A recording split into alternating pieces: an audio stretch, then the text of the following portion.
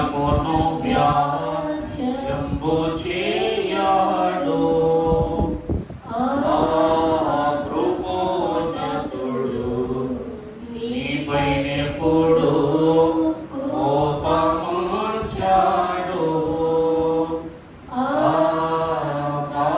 కారణముచే దేవ సంస్తుతి చేయవే మనసా.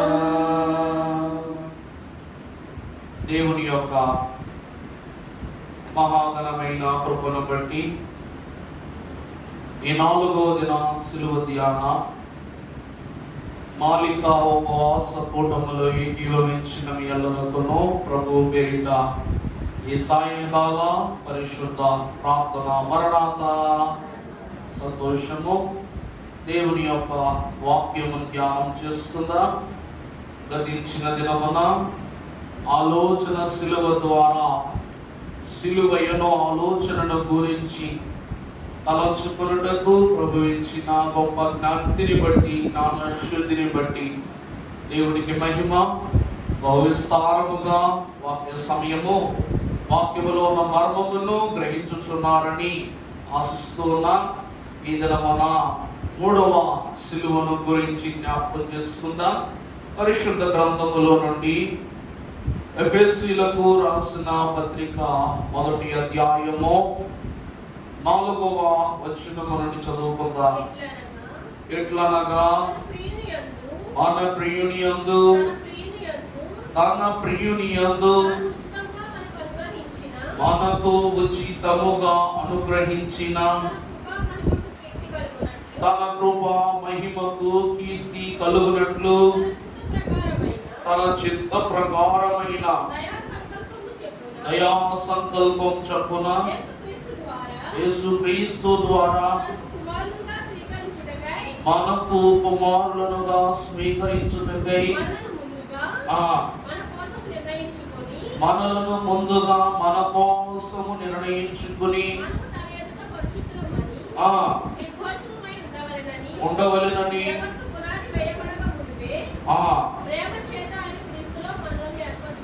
దేవుని కృపా మహదైశ్వర్యమును బట్టి ఆ ప్రియుని యందు ఆయన రక్తము వలన మనకు విమోచనము అనగా మన అపరాధములకు క్షమాపణ కలిగి ఉన్నది. ప్రభువునందు దేవుని ప్రియబిడ్డలారా, వాక్యమును చూచినట్లయితే ప్రియుని యందు తాను ఉచితముగా మనకు అనుగ్రహించిన తన కృపా మహిమకు కీర్తి కలుగునట్లు. ఈ దినమున యేసు క్రీస్తు ప్రభువు యొక్క చరిత్రలో నిగ్గు కలుగునట్లు, సాతానుకు సిగ్గు కలుగునట్లు ఈ 3వ శిలువ ద్వారా శిలువ శాశ్వత జీవమునకు పునాది అయి ఉన్నది. అది అంతర్ధానమైనది కాదు, ఆరోపింపబడినది కాదు, ఊహాతీతమైనది అని సెలవించున్నట్లు పరమ భక్తుడకు పౌలు ఎఫెసు సంఘములకు వ్రాయించిన పరిశుద్ధ పత్రికలో చివరి వచనం అనగా 7వ వచనములో దేవుని కృపా మహదైశ్వర్యమును బట్టి ఆ ప్రియుని యందు ఆయన రక్తము వలన మనకు విమోచనము అనగా మన అపరాధములకు క్షమాపణ కలిగి ఉన్నది. తరువాత కాలము సంపూర్ణమైనప్పుడు జరగవలసిన ఏర్పాటును బట్టి ఆయన తన దయా సంకల్పము చొప్పున తన చిత్తమును గూర్చిన మర్మమును మనకు తెలియజేసి జ్ఞాన వివేచన కలుగునట్లు ఆ కృపను మన ఎడల విస్తరింపజేసెను. ప్రభువునందు దేవుని ప్రియబిడ్డలారా, నిన్నటి దినాన జ్ఞాపకము చేసుకున్న ఆలోచన శిలువలో దేవుని యొక్క సంకల్పాన్ని మనం తలుచుకున్నట్లయితే ఆలోచన శిలువ మనము వాక్యంలో 2 ప్రత్యేకమైన స్థితులు మనము క్లుప్తంగా చూస్తాం. ఏంటంటే, మొదటిది ఆది కాండములో ఆదియందు దేవుడు భూమి ఆకాశములను సృజించెను అనుమాట. తరువాత యోహాను సువార్తలో ఆది యందు వాక్యము ఉండెను అనేటువంటి మాట. ఇక్కడ ఇరువురు మహాభక్తులు దైవ భక్తులైన వారు సెలవిచ్చినట్లు అక్కడ పరమ భక్తుడు అనగా మొదటి ప్రవక్తయు దేవుని యొక్క గతకాల లేక శూన్యకాల చరిత్రనంతటినీ కూడా ఒక తాటి మీదకు తీసుకుని వచ్చి పంచపాండవుల యొక్క గ్రంథకర్త అయి దేవునిలో కొనియాడబడి ధర్మశాస్త్రోపదేశకుడై నిలువబడిన మోషే తను ఆదితో తన యొక్క 5 కాండముల చరిత్రను ప్రారంభించాడు. అలాగనే యోహాను మహాభక్తుడు కూడా 5 పుస్తకాలు రాశాడు. ఎన్ని పుస్తకాలండి? 5. ఏమిటంట? యోహాను సువార్త, యోహాను 1, యోహాను 2, యోహాను 3, చివరిగా ప్రకటన గ్రంథము. ఇలాగున ఒక సువార్తను, 3 పత్రికలను, ఆఖరిగా పరమార్థ జ్ఞాన సంపత్తికి రూఢి అయిన సత్య సారథ్యమైన ప్రకటన గ్రంథాన్ని ఇలాగును వారు రాశారు. ఒకరు భూతకాల చరిత్ర రాశారు, ఒకరు భవిష్యత్ కాల చరిత్రను రాశారు. కానీ వీళ్ళ ఇరువురి పుస్తకాలు కూడా ఆరంభం ఎలా ఉన్నాయంట? ఆది. ప్రభువునందు ప్రియమిత్రులారా, మోషే యొద్దకు మనం వచ్చాము కాబట్టి ఆది యందు భూమి ఆకాశములను దేవుడు సృజించెను. భూమి నిస్సారముగా ఉన్నది కనుక దేవుడు ఏం చేశారంట? ఆత్మ అగాధ జలములపై అలాడుచు ఉండగా వెలుగు కమ్మని దేవుడు చెప్పగా ఏం జరిగిందంట? వెలుగు కలిగిందంట. అసలు ఈ వెలుగు ఎక్కడి నుంచి వచ్చిందండి? ఈ వెలుగు ఎక్కడి నుంచి వచ్చింది? అసలు వెలుగు అను పదం ఎక్కడి నుంచి వచ్చింది? యేసు ప్రభు వారు అంటారు సువార్త పాఠంలో, నన్ను వెంబడించు వాడు ఎన్నటికి చీకటిలో నడువడు. ఎందుకంటే నేను ఎవరిని? నేను వెలుగును. నేను వెలుగును కనుక నన్ను ఎవరు వెంబడించుదురో వారు ఎన్నటికి చీకటిలో సంచరించరు అన్నారు. మరి ప్రభువు వెలుగు అన్నారు, కానీ ఇక్కడ ఆది కాండములో ఉన్న వెలుగును గురించి మనం మాట్లాడుతున్నాం కాబట్టి ఆది కాండములో వ్రాయబడినటువంటి శూన్యములో నుండి తీయబడిన వెలుగుకు సమాధానాన్ని యోహాను సువార్త ఆరంభములో రాశాడు భక్తుడు.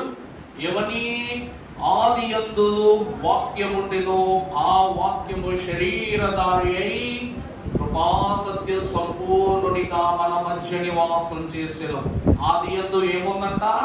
వాక్యం. అసలు వాక్యం అంటే ఏంటి? సొలొమోను అంటాడు, నీ వాక్యము నా పాదములకు దీపము, త్రోవకు. చాలా సంతోషం అండి. వెలుగుకు సమాధానం. అసలు వెలుగు ఎక్కడి నుంచి వచ్చింది అంటే, లోకము శూన్యములో ఉన్నప్పుడు, ఆత్మ చీకటి జలములపై అలాడుచున్నప్పుడు దేవుడు వెలుగును కలిగించెను అనగా, దేవుడు దేని కలిగించడంట? మొదట వాక్యము అను వెలుగును కలిగించెను కనుక ఈ లోకములో ఉన్న చీకటి అంతయు కూడా వాక్యము ద్వారా పరిపూర్ణముగా ఏమైంది చెప్పండి? తృణీకరింపబడింది. ఆది యందు సిలువ అనగా వాక్యమయ్యున్న దేవుడు శరీరము ధరించుటకు ముందు తన సిలువ వెలుగును ఈ లోకముపై ప్రసరింపజేశాడు కనుక ఆలోచన సిలువలో మొదలైన ఆలోచన సృష్టికి వెలుగునిచ్చుట. ప్రభువునందు దేవుని ప్రియబిడ్డలారా, మీరు అంధకార సంబంధులై ఉన్నారు కనుక మీరు వెలుగు కలిగినను వెలుగులో ఉన్నను మీరు వెలుగును కనుగొనలేకపోతున్నారంటున్నాడు యెషయా భక్తుడు. అందుకే వాక్యములో అతడు 60వ అధ్యాయం ప్రారంభంలో అంటాడు, లెమ్ము తేజరిల్లుము, యెహోవా మహిమ నీ మీద ఉదయించి ఉన్నది, చూడుము భూమిని చీకటి కమ్ముచున్నది. మానవునికి కమ్ముచున్న చీకటి కనబడుతున్నది, కానీ ఆ చీకటిని చీల్చివేసి లోకమునకు అందింపబడిన వెలుగు కానరాట్లేదు. కాబట్టి ఆది యందు మానవుని యొక్క తత్వము చీకటి బంధకములలో నిలిచిపోవుట ద్వారా దేవుడు ఆది యందు దీనిని స్థాపించారంట? సిలువను స్థాపించారు. ఈ ఆది కాండములో మనము బాగుగా, బహు చక్కగా, బహు విస్తారంగా మాట్లాడుకునే భక్తులు ముగ్గురే. మొదటి వ్యక్తి మనకు బాగుగా పరిచయం ఉన్న ఆది నరుడైన ఆదాము. మీకు నిన్నే చెప్పా, ఆదాము పండు తిని పాపము చేసి అక్కడ నుండి బయటకు వెళ్ళిపోవుట మనకు బాగా తెలుసు. కానీ ఆదాము బయటకు వెళ్ళిన తర్వాత నుండి ఆదాము పాపం చేసినట్టు ఎక్కడైనా చదివామా, చదువుకున్నాం ఎప్పుడైనా? యెహోవా యందు భయభక్తులు కలిగి ఉన్నాడు కాబట్టి బహువృద్ధుడై మరణించు వరకు కూడా ఆదాముడు ఏం చేయలేదట, పాపం చేయలా. అందుకే పాప ప్రవేశము ద్వారా కలిగిన ప్రారంభ నష్టాన్ని అతడు జ్ఞప్తి యందు ఇచ్చుకుని దేవునితో ఎలా మసులుకోవాలి, లోకముతో ఎలా మసులుకోవాలో తెలుసుకున్నాడు. ఎంతమంది సంతానాన్ని కన్నా పాపము వారి ఛాయకు రానియలా. దేవుని ప్రియబిడ్డలారా, మనము చూసినట్లయితే ఈ ఆది నరుని యొక్క తత్వాన్ని దేవుడు ఇంత పరిశుద్ధముగా బయలుపరుస్తూ ఉన్నారు. అందుకని ఆది యందు మొదటి పురుషునిగా ఆదాము కనబడుతున్నాడు. ఈ ఆదాము తర్వాత క్రీస్తు యందు నూతన సృష్టి. ఆదాము తర్వాత 10 తరాలు వెళ్ళిపోయినాయి అంట. ఆదాము తర్వాత 10 తరాలు గడిచిపోయిన తర్వాత ఆ తరములో 10వ వానిగా పిలువబడిన నోవాహు మహాభక్తుడు మనకు పరిచయం అవుతూ ఉన్నాడు. ఆ తర్వాత 10 తరాలలో ఎవరు పరిచయం అవుతాడటండి? పరమ భక్తుడు, దేవుని గృహములో దేవుని ఏర్పాటులో దేవుని యందు నీతి మంతునిగా ఎంచబడి భూమండలం అంతటిలోనూ నోవాహు నీ వంటి వాడు మరొకడు నాకు కానరాలేదని ప్రభువే సాక్ష్యమిచ్చి నిలబెట్టుకున్న నోవాహు మహాభక్తుడు. ఆ తరువాత నోవాహు నుండి 10వ తరము వాడైనటువంటి అబ్రహాము. ఎవరంట? నోవాహు తర్వాత 10 తరాలు పూర్తయిన తర్వాత ఆ 10వ తరము వాడైన అబ్రహాము. ఎందుకంటే నోవాహు కుమారుడైన షేము 10వ తరము వాడే అబ్రహాము మహాభక్తుడు. అందుకే మన అయ్యగారు కీర్తనలో, క్రిస్మస్ కీర్తనలో రాశారు, షేము దేవ వందనంబు చెప్పబడియెను, భూమి స్తుతుల నందుకొనిడి పూజ్యనీయుడు, భూమి పైన నరుని కాను పుట్టవచ్చెను, భూమి క్రిస్మస్ భోగముందెను. చాలండి. షేము దేవా వందనము. షేము మహాభక్తుడు దేవుని ఏర్పాటులో తన తత్వమును నిలుపుకొని తండ్రి ద్వారా వారసత్వ ఆశీర్వాదాన్ని పొందాడు. అదే 10వ తరంలో అబ్రహాము అనుసరించాడు. ఈ 3 భక్తుల ద్వారా ఆది కాండములో సిలువ యొక్క పటిష్టత లేక సిలువ యొక్క స్థాపన స్థిరమైన స్థాపనగా ఉన్నదని పరమ భక్తులు మనకు సెలవిస్తున్నారు. ప్రభువునందు దేవుని ప్రియమిత్రులారా, ప్రభువు ఆదామును తండ్రి అయిన దేవుడు మహిమ దేహముగా నిర్మించాడు. నిర్మించినప్పుడంట అవ్వమ్మ పాపము ద్వారా ఏమైంది చెప్పండి? ఆ మహిమ దేహము మలిన దేహముగా మార్చబడిందంట. మహిమ దేహం ఏ దేహం అయిపోయిందంట? మలిన దేహముగా మార్చబడిందంట. అందువలన ఆ మలిన దేహమును మరలా మహిమ పరచుటకి మనుష్య కుమారుడు ఈ లోకమునకు వచ్చెను. ఇదే ఆది యందు సిలువ అని అంటున్నారు భక్తులు. మనము వాక్యము ద్వారా కొన్ని విషయాలను ఈ ఆది యందు సిలువలో మనము తెలుసుకున్నట్లయితే, ముందుకు వెళ్ళినట్లయితే పరిశుద్ధ గ్రంథములో నుండి ఆది కాండము 2వ అధ్యాయము 21వ వచనం చదువుకుందాం. అప్పుడు దేవుడైన యెహోవా ఆదామునకు గాఢ నిద్ర కలుగజేసి అతడు నిద్రించినప్పుడు అతని ప్రక్కటి ఎముకలలో ఒక దానిని తీసి దానిని మాంసముతో పూడ్చివేసెను. చాలండి. ప్రభువునందు దేవుని ప్రియమిత్రులారా, ఆదాము యొక్క గాయములో ఉన్న మాంసాన్ని పూడ్చివేసెను అని ప్రభువు అన్నారు. ఈ మాంసమును గురించి మనము మొదటి రోజే మాట్లాడుకున్నాం. ఈ మాంసం ఎవరిదంట? వధింపబడిన, అనగా జగదుత్పత్తి మొదలుకొని ఈ సృష్టిలో ఏమీ లేనప్పుడు క్రీస్తు అనువదింపబడిన గొర్రె పిల్ల యొక్క మాంసమే ఈ యొక్క మాంసము. ఒక మాట చెప్పనా, మనిషి వేలుకు మనిషి వేలే కుదురుద్ది. అవునా కదా? మనిషి వేలికి మనిషి వేలే కుదురుద్ది. మనిషి కళ్ళకు మనిషి కళ్ళే కుదురుతాయి. అంతేనా? అంతేనా? నిజమేనా? తప్పేమో చెప్పానా?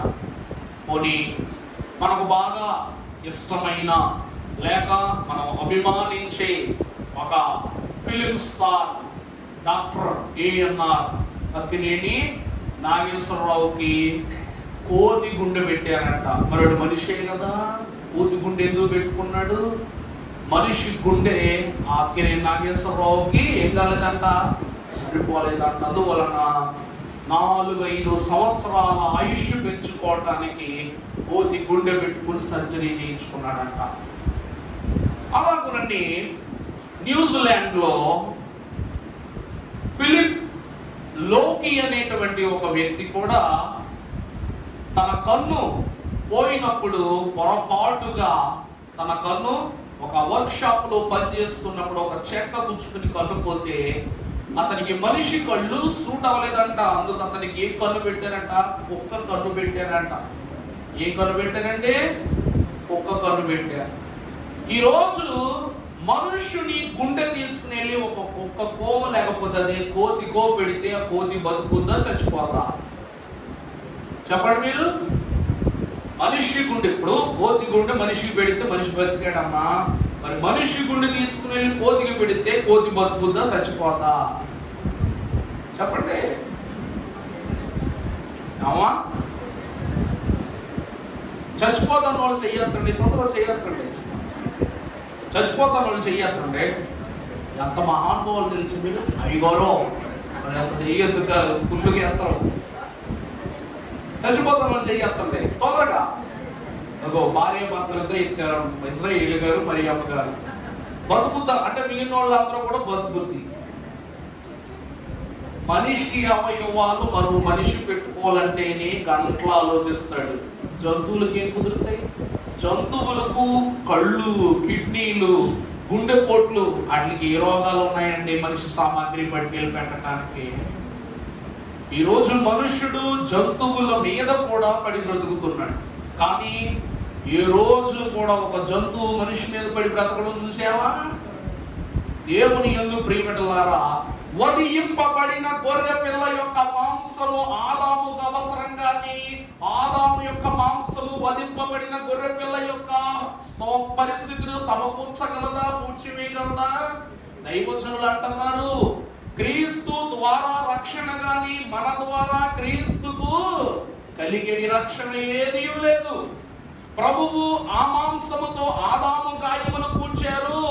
ఆ తరువాత ఆ వధింపబడిన గొర్రె పిల్ల చర్మముతో మీరు పాపము ద్వారా పడిన శోధనకు వారు దిగంబరులని గ్రహించిన గ్రహింపును కూడా ప్రభు ఏం చేశారంట?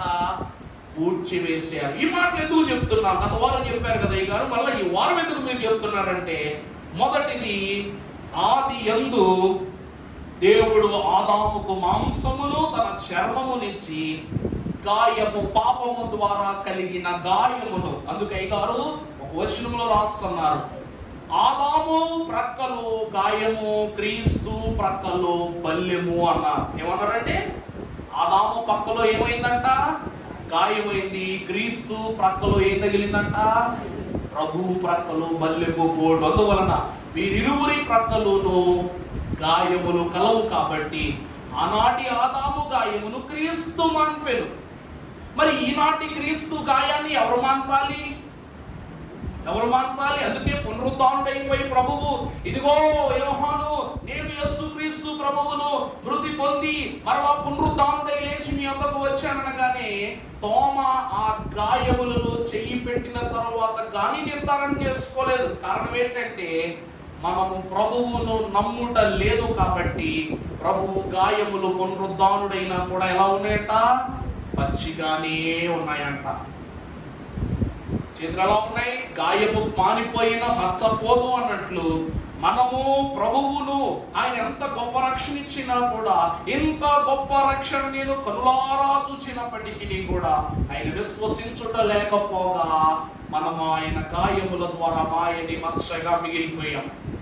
ఈ గాయములు మానేది ఎప్పుడు అనగా సజీవ సంగారోహణ సమయమున ప్రభువు చెయ్యందుకును పరిశుద్ధ కన్యక ద్వారా ఈ గాయములు మాన్పివేయబడును.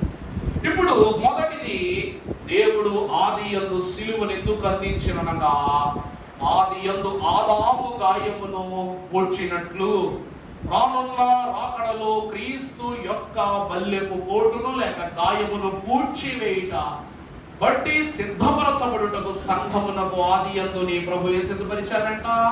సిలువను సిద్ధపరిచారు.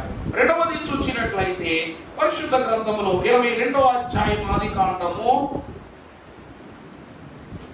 8వ వచనం, అబ్రహాము నా కుమారుడా దేవుడే దహన బలికి గొర్రె పిల్లను చూచుకొనును అని చెప్పెను. రెండవదిగా చూస్తే అబ్రహాము మహాభక్తుడు, దేవుని యొక్క హృదయ తత్వాన్ని పంచుకున్న గొప్ప భక్తుడు. దైవజనుడు దేవదాసయ్య గారు అన్నారు, అబ్రహాముల దేవుని విషయంలో ఆలోచించే భక్తుడు మరొకడు పుట్టడు అన్నారు. ఎందుకంటే దేవుడు తన ఇంటికి వచ్చినా రాకపోయినా ప్రభువు ఏదో ఒక దినమున వస్తాన్ని ప్రతిరోజు ప్రభువుకు ముద్రని చేసి పెట్టాడంట. ఒకరోజు ప్రభువు రానే వచ్చారు, ఆయన ఇంట్లో విందు చేశారు, ఇస్సాకును గురించిన వరాన్ని ఇచ్చారు, దీవించారు, సంధి చేసుకున్నారు, సమూహంగా నిలబడ్డారు, బలం ఇచ్చారు, అలా పరలోకానికి తిరిగి వెళ్ళిపోయారు. అలాగుననే ఈ దినమున తన కుమారుడికి తెలియజేస్తున్న సత్యములో ప్రభువే స్వయంగా వచ్చి మహాభక్తునిగా ఉన్న అబ్రహామును, అబ్రహామా దేవుడు అడుగుతున్నాడు. అర్థమైందండి? నాకు కానుక ఇవ్వు అని ఎవరు అడుగుతున్నారంట? దేవుడు అడుగుతున్నాడంట. నిజానికి విశ్వాసులు అడగకుండానే ఇవ్వాలి. అందుకే నీకు ఏమి ఇవ్వగలను లోక సరస్వ ప్రియుడా జనక, అలాంటి నీకు నేను ఏమి ఇవ్వగలను? నాకు నీవిచ్చినవే మరలా నీకు తిరిగి చందాగా వేసెదను అన్నారు. అందువలన దేవుడే అబ్రహాము దగ్గరకు వచ్చి, అబ్రహామా నీ ఒక్కగానొక్క ప్రియ కుమారుడై ఉన్నటువంటి ఇస్సాకును నీవు నాకు బలిదానముగా అర్పించు అని చెప్పగానే ప్రభువు ఏమాత్రము సందేహించకుండా అడిగిన ప్రశ్నకు సందేహించకుండానే సమాధానం చెప్పాడు అబ్రహాము. ఏమని? చిత్తం ప్రభువా. ఏమన్నాడంట? చిత్తం ప్రభు అన్నాడు, కానీ చిత్తగించుము ప్రభు అన్నాడా? చిత్తము అన్నాడు. అంతే. ఎప్పుడు అబ్రహాము ఈ మాట అన్నాడు, తన మాటతోని తన బలి అర్పణ కొండెక్కేసిందంట. అబ్రహాము ఈ మాట ఇవ్వగానే తన సమర్పణ ఎక్కడికి వెళ్ళిపోయింది? కొండ మీదకి వెళ్ళి సిద్ధపడిపోయిందంట. సాతానుడు వచ్చాడు, దుష్టుడు వచ్చాడు. వచ్చి అబ్రహాము పిచ్చోడువా నువ్వు? నీకేమైనా మతిపోయిందా? ప్రభువు నిన్ను శోధించడానికి, బాధించడానికి పరీక్ష పెట్టాడు అనుకుంటున్నావా? కనీసం నీకు ఆలోచన లేదా? నీకు పుట్టక కుమారుడు పుట్టాడా? ఇప్పుడు నీ బిడ్డను ప్రభు అడిగాడు కదా నీ బలి అర్పణ ఇవ్వడానికి. ప్రభువుకు మాట ఇచ్చేసావు నువ్వు. నీ భార్య అడుగుతుంది, కొడుకేడండి అని అడుగుతుంది, ఏం సమాధానం చెప్తావు? నీ పనివారు అడుగుతారు, ఏం సమాధానం చెప్తావు? సమాజం అడుగుద్ది, ఏం సమాధానం చెప్తావు? దేవుడికి సమర్పించారంటే లోకం నమ్ముతా? నిన్ను నానా మాటలంటది, నీ భార్యను మళ్ళా కొట్టాలంటది, ఈ వయస్సులో వీళ్ళు పాపాన్ని మూట కట్టుకున్నారంటది, ఈ మాటలన్నీ పడగలవా నువ్వు అని సాతానుడు పుల్లలేసాడంట. మనమైతే ఏం చేస్తాం? ఆ స్థానంలో ఉంటే మనమైతే ఏం చేస్తాం చెప్పండి? పోనీ ఎవరైనా వచ్చి, అమ్మా ఆ ఒంట్లో బాగోలేదమ్మా, ఒక 10,000 ఉంటే ఇవాళ ఆసుపత్రికి వెళ్తానన్నారు అనుకోండి, ఎదురు బదులు ఆయన మనం ఉన్నప్పుడు ఏం చేస్తాం? సరేలేరా, ఇస్తానులేరా అంటాం.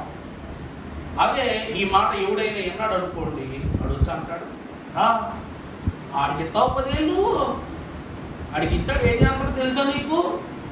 ఏం చేస్తాడు తెలుసా నీకు? తెలుసా నీకని వెళ్ళిపోతాడు. ఆడు ఏం చేస్తాడు వీడికి తెలవదు.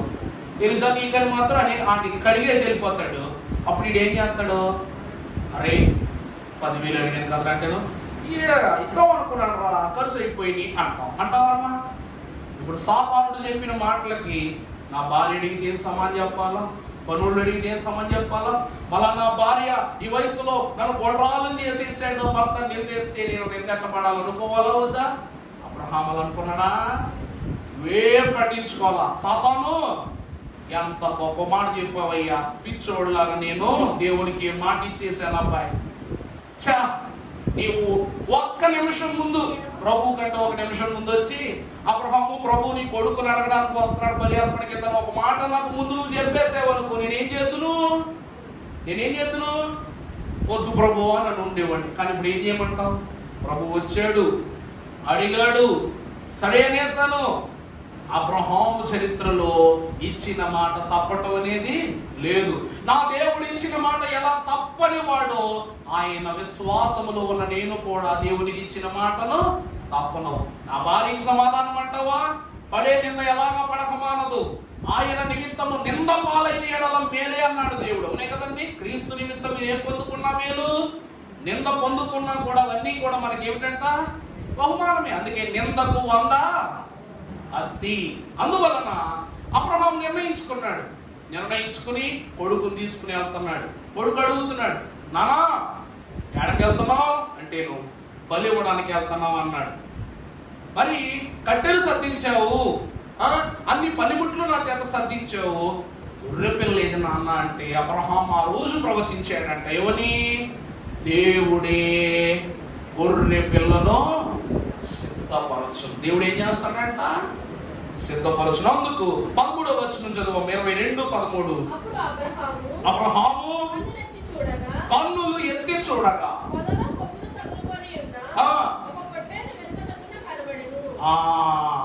తన కుమారుడైన ఇస్సాకును దేవుడు వధించవద్దని చెప్పినప్పుడు, మరి దేవునికి నేను ప్రభువా సమర్పణ ఇస్తానని మాటించడం లేదా? అసలు మాట తప్పని మహాగరుడు విశ్వాసి అబ్రహాం. ఎందుకే మరి ఆ రోజు ప్రవచించాడు, కొండ ఎక్కుతున్న ప్రవచించాడు, దేవుడే గొర్రె పిల్లను సిద్ధపరుస్తానని. మరి విశ్వాసుల యొక్క మాట తీసుకోదు కాబట్టి పైకి వెళ్ళగానే దేవుడు వదనాపగానే మొదలు ఏం ప్రత్యక్షం అయిపోయిందంట? పొట్టేలు అనగా గొర్రె ప్రత్యక్షం అయిపోయింది. అంతే.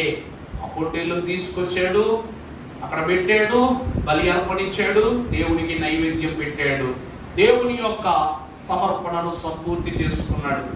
ఆనాడు అబ్రహాము పరమభక్తుడు, విశ్వాసమునకు తండ్రి అయిన అబ్రహాము ఎలాగున ఆది యందు గొర్రె పిల్లను సమర్పణ ఇచ్చి తన వంశావలంతటికి, చూడండి మాట, ఆ బలి అర్పణ అబ్రహాము చేయటం వల్ల తరములకు దేవుడు ఏమి ఇచ్చాడంట? చెప్పండి. వర్ణింప సఖ్యము కానీ పరిశుద్ధమైన మేళ్లను తరాలకు దయచేసాడు. ఆకాశ నక్షత్రాలను ఇసుక రేణువులుగా నీ వంశాన్ని నేను వృద్ధి చేస్తానని సెలవిచ్చాడు. ప్రభునందు ప్రియులారా, అలాగునని తండ్రి అయిన దేవుని స్థానములో, అబ్రహాము స్థానములో తండ్రి అయిన దేవుడు కూడా యోహాను మహాభక్తుని ద్వారా రాయించాడు. 1వ అధ్యాయము 29వ వచనములో యోహాను అంటాడు, చదువమ్మా. యోహాను సువార్త 1:29. యోహాను యేసు ప్రభువు తన యొద్దకు రాగా చూచి,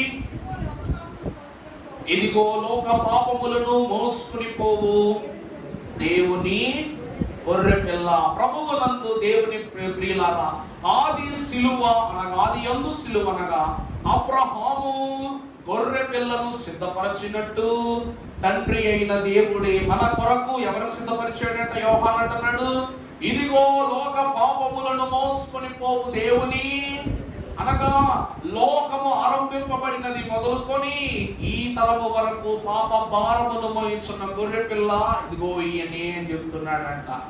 అందుకే ఆది సిలువ అనగా తండ్రి ఇచ్చిన గొర్రె పిల్ల. ఆది యందు సిలువ అంటే ఏంటండి? తండ్రి ఇచ్చిన గొర్రె పిల్ల. తర్వాత మనం చూసినట్లయితే పరిశుద్ధ గ్రంథంలో 6వ అధ్యాయం ఆది కాండం 14వ వచనము మనము చదువుకున్నట్లయితే, చిది సారకు మ్రానుతో అరలను పెట్టి ఆ ఓడను చేసి లోపటను వెలుపటను దానికి నువ్వు కీలును పోయము. చాలండి. నోవాహు మహాభక్తుడు జల ప్రళయము సంభవింపబోవచ్చు ఉన్నదని దేవుని యొద్ద నుండి వాక్కును పొందుకున్నప్పుడు 120 సంవత్సరాలు సువార్త ప్రకటన చేస్తూ 120 సంవత్సరాలు ఓడ నిర్మాణం చేశాడంట.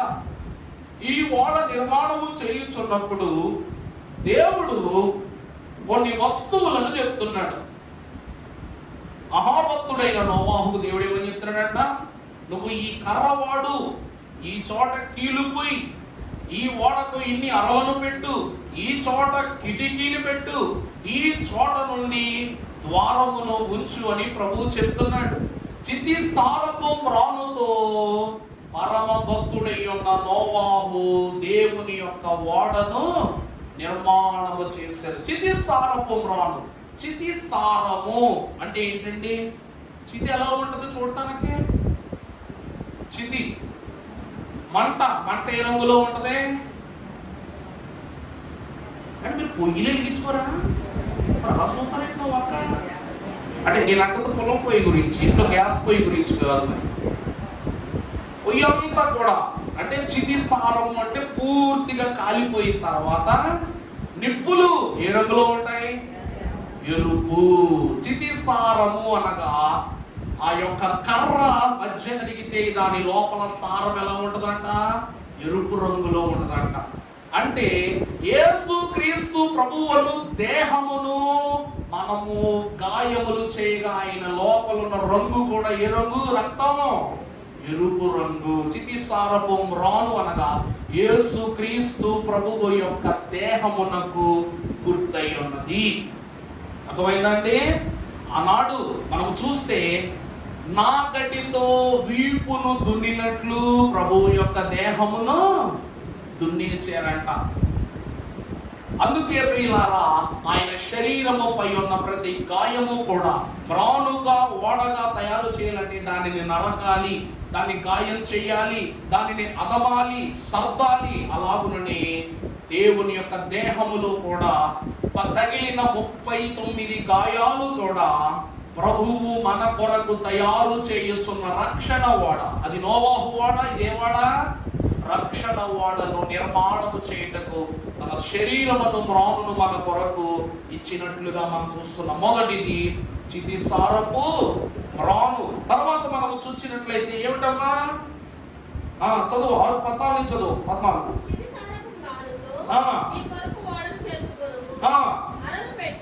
అరలను పెట్టి దానికి ఏమి పుయ్యాలంట? కీలు. కీలు అనగా ఏమిటండి? కీలు అనగా ఏమిటి? ఈరోజు ఇల్లు కట్టుకుంటాం. ఇల్లు కట్టుకున్నాం, బాగానే ఉంది. ఇటకలు పెట్టి సిమెంట్ పెట్టి అన్ని నీట్గా కట్టుకున్నాం. ప్లాస్టింగ్ చేయకుండా తదిమా పని చేయగలమా లేదా? ప్లాస్టింగ్ చేయకుండా, వాళ్ళకి ప్లాస్టింగ్ అనేటువంటిది చేయకుండా తదిమా పని చేయగలమా లేదా? రంగు వేద్దామన్నా ఇబ్బందే, పోనీ ఏదైనా డిజైన్ చేద్దామన్నా ఇబ్బందే. ఎందుకంటే ఆ ఇటక తడిసి తడిసి తడిసి ప్లాస్టింగ్ చేయకపోతే ఏమైపోద్ది? అది పిండి మాదిరి అయిపోయి లోపలికి నీళ్లు వచ్చేస్తాయి. అవునా కదా? ఈ నోవాహు ఓడకు కూడా పూయబోచున్న ఈ కీలు బయట శ్రమాను సముద్రము, శోధనాను సముద్రము, వేదన, కష్టము, కాష్టం అనే సముద్రాన్ని ఆ ఓడలోనికి రాకుండా ఈ కీలు పూస్తే ఎక్కడెక్కడ చిన్న చిన్న రంధ్రాలు ఎక్కడెక్కడ ఉన్నాయో అవన్నీ కూడా ఈ కీలు ఏం చేస్తుందంట?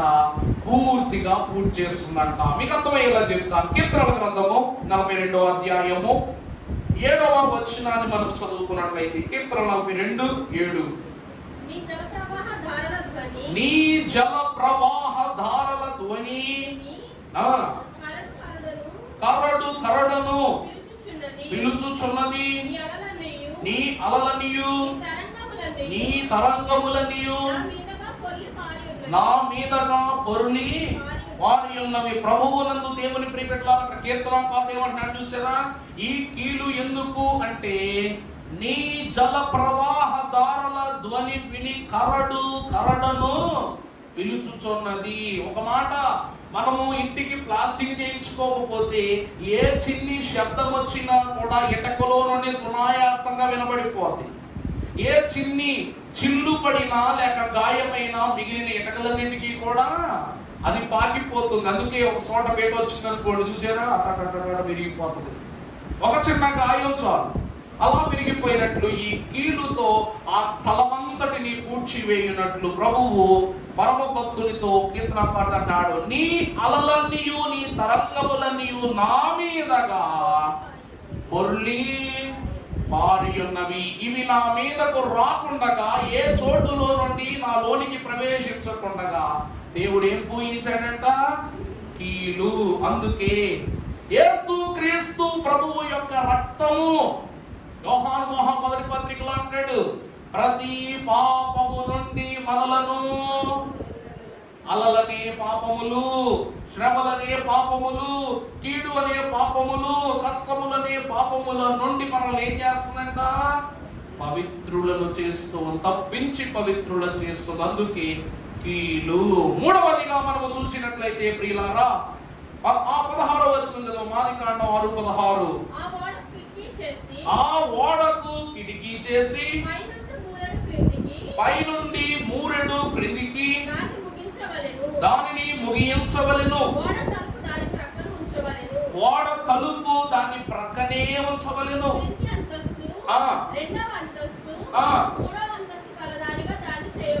చాలండి. ఈ ఓడకు ఎన్ని అంతస్తులు ఉన్నాయంట? ఎన్ని అంతస్తులు? 3 అంతస్తులు. మన శరీరంలో కూడా 3 అంతస్తులు ఉన్నాయి. ఏంటో తెలుసా? శరీరము, ప్రాణము, ఆత్మ. యేసు క్రీస్తు ప్రభువుకు కూడా ఈ 3 అంతస్తులే ఉన్నాయి: శరీరము, ప్రాణము, ఆత్మ.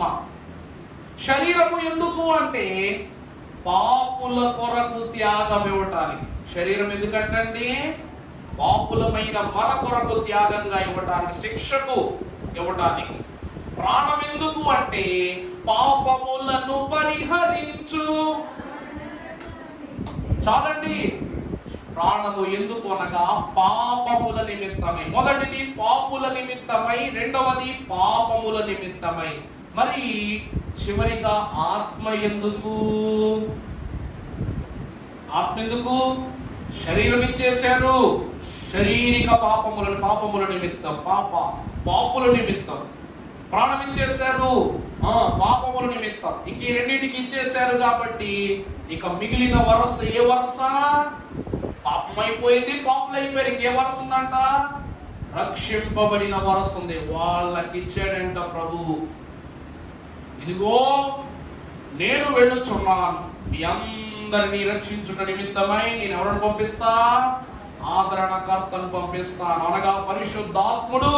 అందుకే ఆత్మ లేని వాడు నా వాడు కాదు అన్నారు. ఈ 3 వరలు దేనికి గుర్తు అనగా శరీరమునకు, ప్రాణమునకు, ఆత్మకును గుర్తయ్యున్నవి. ఇంకా బాగా చెప్పాలంటే తండ్రి, కుమార, పరిశుద్ధాత్మలుగా కూడా మనము చెప్పవచ్చు.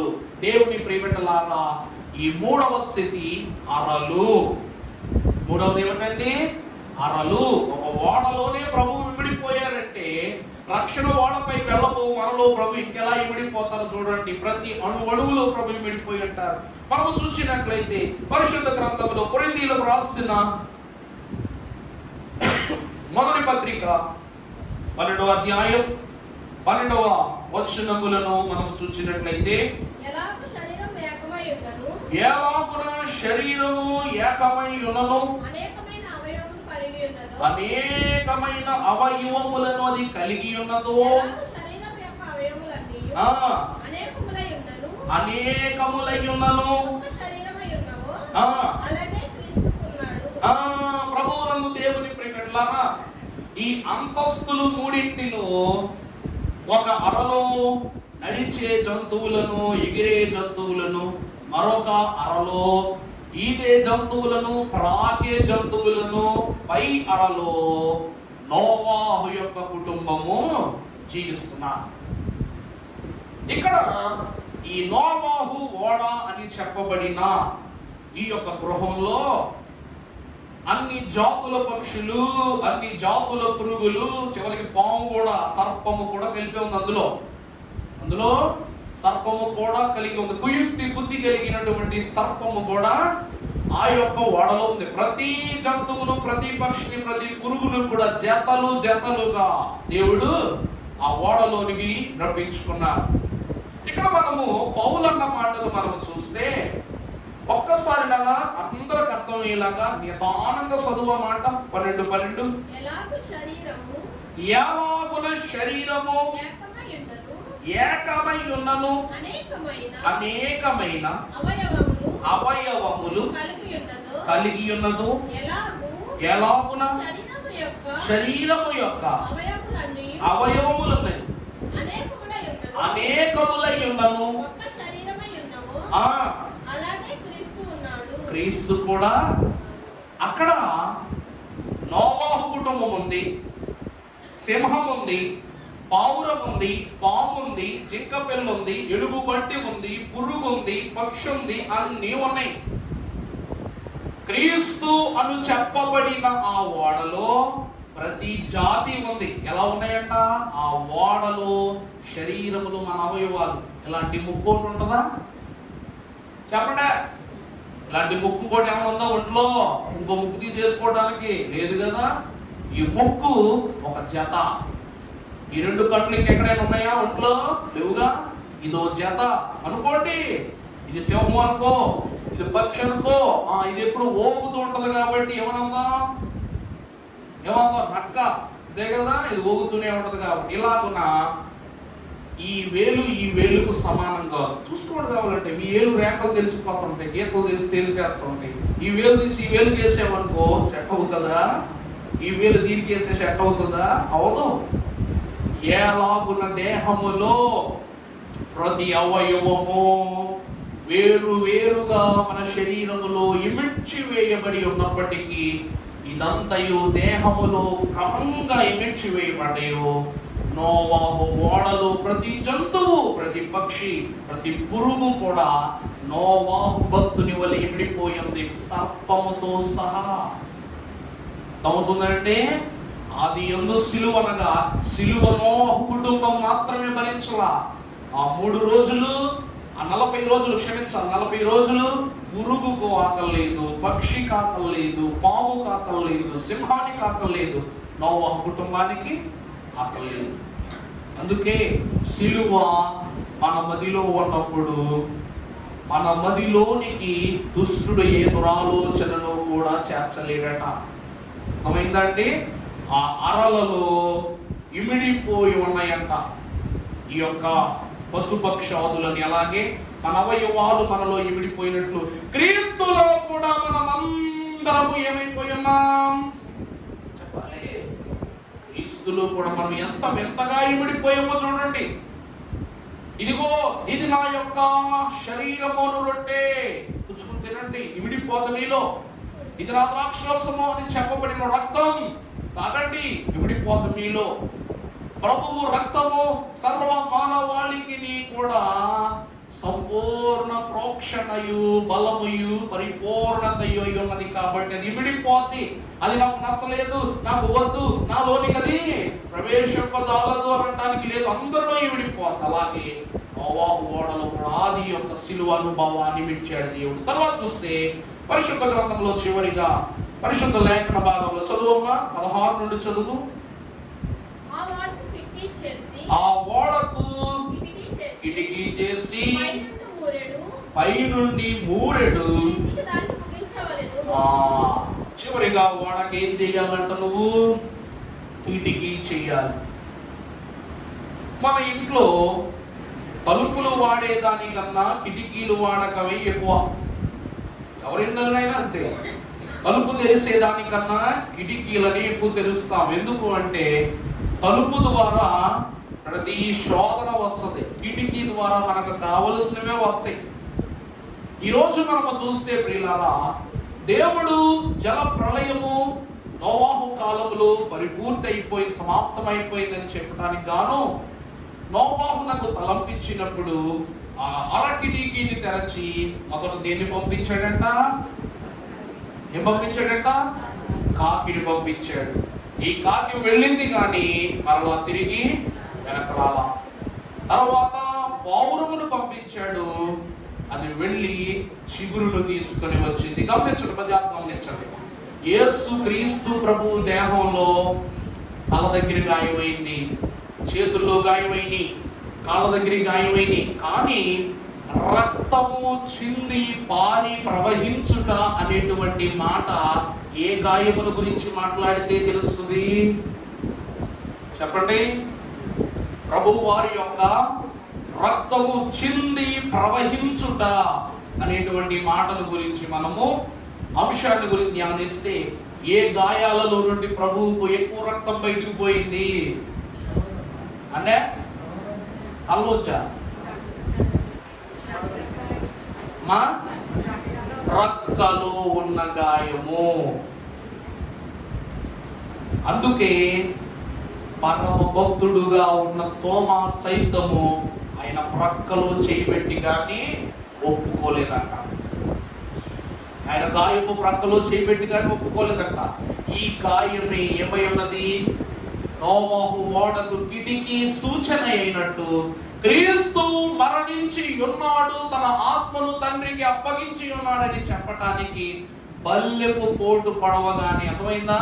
నోవహు కిటికీ తెరిచినట్లు బల్లెపు పోటు పడవగానే మొదట అందులో నుండి కాకి వెళ్ళింది, తర్వాత పౌరు వెళ్ళినట్లు మొదట నీరు, ఆ పిదప రక్తము ఏమైందంట? ఏరువలి ప్రవహించింది. నీరు అనగా లోకము, రక్తము అనగా పరలోక సముష్టి నిమిత్తం ఇచ్చిన రక్షణ. అర్థమైందండి?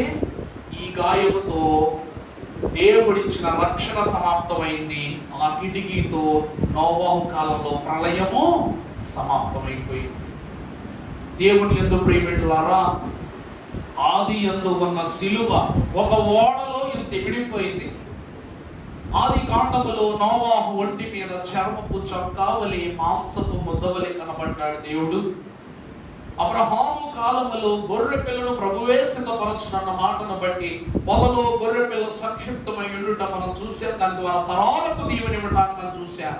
కానీ ఒక నోవహు ఓడలో అడుగడుగులో దేవుడి విడిపోయి ఉన్నాడు, అడుగడుగులో దేవుడి విడిపోయి ఉన్నాడు. ఈ దినమున మనము చూస్తే ఆఖరిగా మనం చూద్దాం. ఆది కాండం 7వ అధ్యాయము 16వ వచనము మనము చూసినట్లయితే, ప్రవేశించినవనియు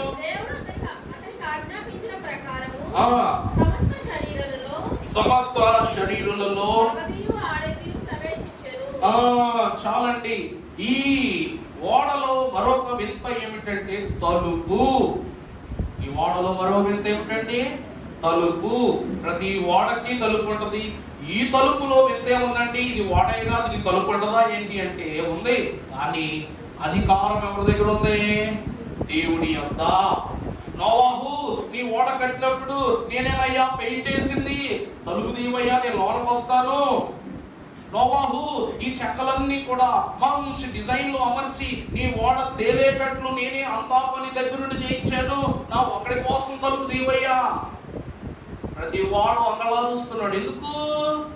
నోవహు ఒక్కడ కూర్చుని ఓడ కట్టేలేదండి, పని వాళ్ళని పెట్టుకున్నాడు, పని చేయించుకున్నాడు, వాళ్ళని కూలిచ్చాడు, అన్ని చేయించుకున్నాడు 120 సంవత్సరాలు. ఈరోజు వీళ్ళు వచ్చి అందరూ పని చేస్తూ అంటారంట, ఈ పిచ్చోడు ఏదో చేసుకుపోతున్నాడు, పని పని పని అన్నారు. మరి వాడి పని పోగొట్టుకోరు కదా, వాడు డబ్బులు ఇస్తున్నాడు, మనం పని చేయాలి. పిచ్చోడు అంటున్నారు పక్క, మన డబ్బులు మనకు వచ్చేస్తున్నాయి కదా అని పని చేసేస్తున్నారు. ఇప్పుడు పిచ్చోళ్ళు ఎవరు? పిచ్చోళ్ళు ఎవరు? పని చేసిన వాళ్ళే. వాళ్ళు దేని నిమిత్తమో పని చేశారో ఆ ఓడలోనికి ప్రవేశించుటకు వాళ్ళకి ఏం లేదంట, అధికారం లేకుండా చేశాడు దేవుడు. ఈ రోజు దైవజనులు అంటున్నారు, అయ్యో వాడు నాకంటే భక్తి పరుడు, నేను అంత భక్తి చేయలేని వాడు, ప్రభువా నువ్వు నన్ను తీసుకుని వెళ్ళవు, ఎప్పుడు అక్కడ వస్తుందో నువ్వు వెళ్ళిపోతా ఉంటావు, నీకంటే ఎక్కువ భక్తి చేసినోడు మిగిలిపోయినప్పుడు అంటాడు, ప్రభువా నేను ఆడికంటే 1 గంట మోకాళ్ళు వేసానయ్యా, నేను ఆడికంటే 1 గంట ప్రార్థన చేశాను ప్రభువా, ఆడికంటే నేను బాగా వాక్యం చదవగలను, చెప్పగలను, వినగలను, వివరించగలను ప్రభువా అన్నవాడు ఎవడైనా కూడా వెళ్ళిపోతాడు. కారణం ఏంటి తెలుసా? ఇక్కడ చదివే వాక్యములోనో చెప్పే వాక్యంలోనో గొప్ప ఉండదు. ఎక్కడ గొప్ప ఉండదు తెలుసా? ఈ గారు అన్నారు, మారు మనసు పొంది దేవుని మాట వినకున్నా,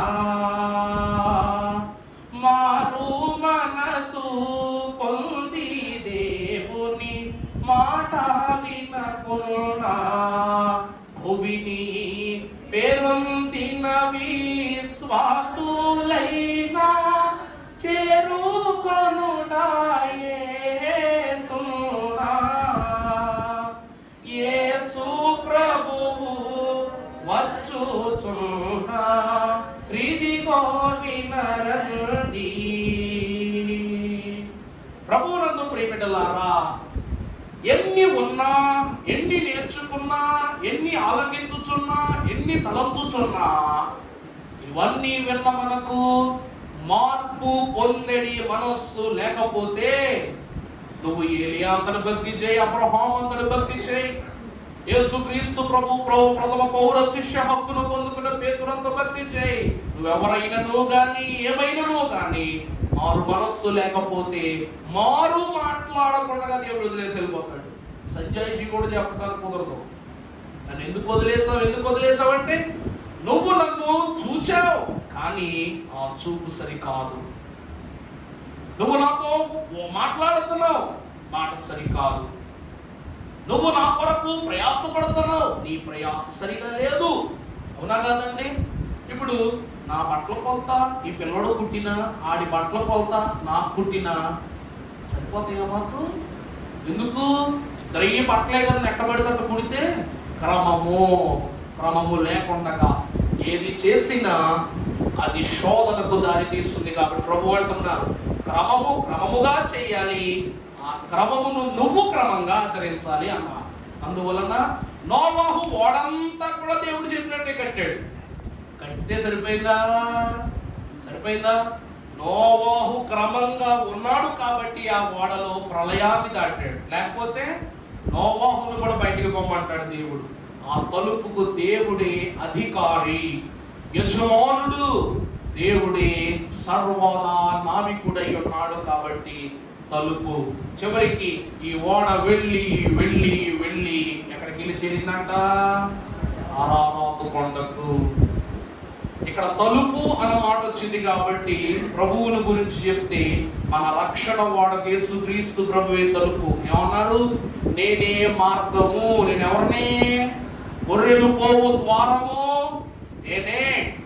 మీరెవరైనా నా తండ్రి యొద్ద ప్రవేశించాలన్నా, నా ఓడలో ప్రవేశించాలన్నా నా ద్వారా తప్ప మరి దేని ద్వారా మిమ్మల్ని నేను ప్రవేశింపజాలని ప్రభు అంటారు. తలుపు అనగా యేసుక్రీస్తు ప్రభువే. ఆనాడు ఆది కాలములో నోవాహు ఓడ తలుపు, ఈనాడు మన రక్షణ ఓడ తలుపు గనక చివరిగా వాక్యములో మన యొక్క మాటలను చదువుకుని ముగింపు చేసుకుందాం. ఆది కాండం 8వ అధ్యాయము 4వ వచనం చదువమ్మా. 7వ నెల 17వ దినమున ఆరారాతు కొండ మీద నిలిచెను. ఈ ఓడ 40 దినముల ప్రయాణం తర్వాత ఈ ఓడ ఎక్కడికి వెళ్ళి చేరింది? ఆరారాతు కొండకు. మరి మనం ఎక్కబోయే ఓడ ఏ కొండకి వెళ్ళి చేరుకోవాలి?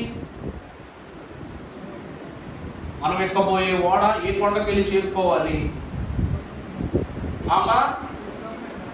ఒలీవ కొండ. చాలా సంతోషం, మంచి మాట. ఈ 40 రోజులు ఉపవాసం చేస్తున్నాం కాబట్టి అసలు ఈ ఉపవాసం ముగిసింది అని చెప్పుకునే చివరి రోజు ఏ రోజు? అవండి, గుడ్డు. అంటే నీ ఉపవాసం గుడ్డుగా ముగిసింది కాబట్టి అదే ఫ్రైడే, గుడ్డు ఫ్రైడే. ఈ ఫ్రైడే రోజు అన్నీ ముగించుకుని చివరిలో అస్సలు శిశులైన ఉపవాసం చేస్తాం. అన్న పానాదులను వాని 3 గంటల పర్యాంతము వరకు చెప్పే బోధ వింటూ, చేసే ప్రార్థనలు ఆలకిస్తూ, స్తుతులు ఆలకిస్తూ, తెల్లటి దుస్తులను ధరించుకుని దేవుని రక్తము ద్వారా ఉదుకబడిన పరిశుద్ధ సంఘముగా నీ మాటలు ఆలకిస్తారు. ఆ రోజు మనము ప్రయాణం, ఈ 40 రోజులు ప్రయాణం పూర్తి చేసి మనం ఎక్కే కొండ కల్వరి కొండ. ఆ పరిశుద్ధుడుగు నోవాహు ఉగ్రత నుండి దేవుడు అరారాతు కొండకు చేతి సేద తీర్చినట్లు మనలను కూడా ప్రయాసపడి భారము మోయుచున్న సమస్త జనులారా ఈ 40 రోజులు మనం ఏమనుభవించాలా? ప్రయాస. అప్పుడు ప్రభు అంటున్నారు, ఎక్కడికి రండి? నా యొద్దకు రండి. ఆ సిల్వ ధారి అయిన నేను ఈ కల్వరి కొండపై మీకు విశ్రాంతిని దయచేస్తానని ప్రభు అన్నారు. కొంచెం ఓపిక పట్టండి. అయ్యగారు కన్వెన్షన్ కీర్తనలో ఓడ వెళ్ళిపోవచ్చున్నది ఆ పరమ గురుని ప్రాపకుని దరి చేరునట్టి ఓడ వెళ్ళిపోవచ్చున్నది. అంటే పరమ గురుడకు ప్రభు అయ్యున్న దేవుని ప్రాపకుడై ఉన్నటువంటి పాపములను బాపివేయు ప్రాపకుడై ఉన్నటువంటి ప్రభు యొక్క ఓడేమైపోతుందంట? వెళ్ళిపోవచ్చు ఉన్నది. అందువలన ఆ ఓడను సకాలమునందుకొని సకాలమునందులోనికి చేరి సకాలమునని రాకడలోనికి ప్రవేశిస్తే ఆది యందు మనము ధరించుకున్న ఈ సిలువ సంపూర్తిని మనం అనుభవించగలం. దేవుని ప్రియబిడ్డలారా, సిలువ ఆది యందు సాక్ష్యంగా కనబడిందా లేదా? నోవాహు మహాభక్తుడు ఎక్కిన ఓడ సిలువ, అబ్రహాము బలిచ్చిన గొర్రె పిల్ల సిలువ, ఆదాము అవ్వల దేహముపై ఉన్న మాంసము సిలువ, చర్మపు చక్కాలు సిలువ. నేడు మన పాపములను భరించుట నిమిత్తము కల్వరి కొండపై నిలువెత్తు రూపముగా ప్రత్యక్షమైన రూపమే సిలువ. అందుకే ఆది అనగా పునాది. ఆది అనగా ఏమిటండి? పునాది, మొదలు. ఈ మొదలులో నుండి దేవుడు తుది వరకు ఉన్న స్థితులన్నిటినీ గురించి సిలువ స్థాపన చేశాడు. ఏ స్థాపన చేశాడండి? సిలువ స్థాపన చేశాడు. అందుకే ఆది యందు సిలువ సాక్ష్యముగా కనబడింది. కాబట్టి ఈ దినమున నా పేరిట నా తండ్రిని మీది ఏది అడిగినా ఇస్తారు. ఈరోజు సిలువను కూడా జత చేర్చుకుని ప్రభువు పేరిట, ప్రభువు యొక్క సిలువ శ్రమల పేరిట తండ్రిని ఏదైనా అడగండి మీకు ఇస్తారు. కానీ సిలువ ద్వారా మనం అడగవలసింది రాసులు రత్నాలు కాదు. ఏమడగాలంట? రక్షణ అడగాలి. రక్షక నా వందనాలు, పాప భారమెల్ల మోసి బరువు దించావు రక్షక నా వందనాలు, శిక్ష భారమెల్ల మోసి శిక్ష దించి వేసావు రక్షక నా వందనాలు, పాపమును జయించి ఏం చేసావు? పాపమును జయించి పాప భీతి లేకుండా చేసావు రక్షక నా వందనాలు, మరణమును జయించి మరలా తిరిగి లేచి జీవమంటే ఏంటో చూపించావు రక్షక నా వందనాలు. అందుకే ప్రియులారా, ఈ సిలువ ద్వారా రక్షకుడు మనకు అనుగ్రహించున్నది రక్షణ. ఈ రక్షణను ముద్ర దైవజనులు ఏమన్నారు తెలుసా? ఆనాడు ఇశ్రాయేలు ప్రజలు గుమ్మాలకి హిస్సోపుతో రక్తపు ముద్ర వేసుకున్నారంట.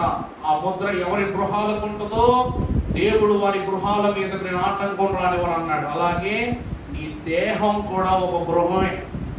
ఈ దేహము దేవుని ఆలయమై ఉన్నది, పరిశుద్ధాత్మకు నివాస స్థానమై ఉన్నది.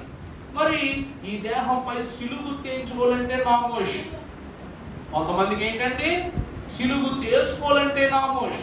ప్రార్థన చివరి వరకు ఉండి అన్ని బాగా అయినాయి, సిలుగుతో ఎత్తుకోకుండా జంప్ అయిపోతారు. నామోష్ ఎలా ఉంటదంటే పూజ అంతా విని మామ అంటాం అనేసినట్టు ఉంటుంది. పూజ అంతా విని పంతులు ఏమంటాడు? మామ అనుకోండి అంటాడు. మనం ఏమంటాం? ఆమేన్ అంటాం. మనం ఏమంటామండి? ఆమేన్ అంటాం. కానీ ఆమేన్ అన్న మాట అలాగునని జరుగునని సాక్ష్యం ఇవ్వగలిగి నుదుటిపై సిలువ అను ముద్రను ఏం చేయమంట? మనం యేసు రక్తమే జయమని, సిలువ రక్తమే జయమని, కలువ రక్తమే జయమని సిలువ ముద్రను మాత్రము వేయించుకోకుండా వెళ్ళిపోతాం. అర్జెంటుగా కుక్కరెట్టాలి, మాంసం కడగాలి, అర్జెంటుగా పాపలు వండాలి, అది సర్దాలి, బట్టలు ఉతకాలి, ఏం చేస్తాం, కంగారు వెళ్ళిపోతాం. దేవుడు దైవజనులు వారు సెలవిస్తున్నారు, సిలువయ్య నీకిక్కడి గద్దె. సిలువ ఏమై ఉన్నదంట నీకు? ఇక్కడి గద్దె. ఆ సిలువయ్య దానిపై నుండు.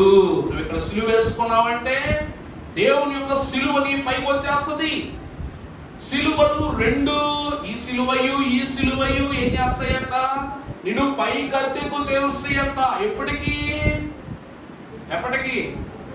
మట్టి పని చేస్తూ ఉంటే చేతులు ఎలా కనిపిస్తాయి? మట్టిలా కనబడతాయి. ఇనుములో పనిచేసిన వాళ్ళ చేతులు రాటుగా కనబడతాయి. అలాగే దేవుని సిలువ ముద్ర వేసి వేసి వేసి ఈ స్థలము సిలువ స్థలంగా మారిపోతుంది. అప్పుడు నువ్వు సిలువ వేసుకోనక్కర్లా. నువ్వు వేసుకుందాం అనుకున్నప్పుడు నువ్వు తైలము జార్చినా కూడా సిలువ ముద్రగా మారిపోతుందంట. దేవుని ప్రియలారా, ఆది యందు సిలువ ఆదాము యొక్క దేహముపై ఉంటే అనంతములో వెళ్ళబోయే మనకు ఎక్కడ ఉండబోతుందంట? మన శిరస్సు పైన, మన హృదయము పైన ఇమిడిపోయి ఉంటుందంట. ఇదే ఆది యందు దేవుడు భూమి ఆకాశములు సృజించెను. ఆ ఆది యందే మన హృదయములో సిలువ అను నూతన సృష్టిని కలిగించెను కనుక ఈ ఆది సిలువలో ఉన్న మొదటి వరభాగ్యములను త్రిత్వ దేవుడు మీకు పరిపూర్ణముగా అందించి దీవించును గాక. ఆమేన్.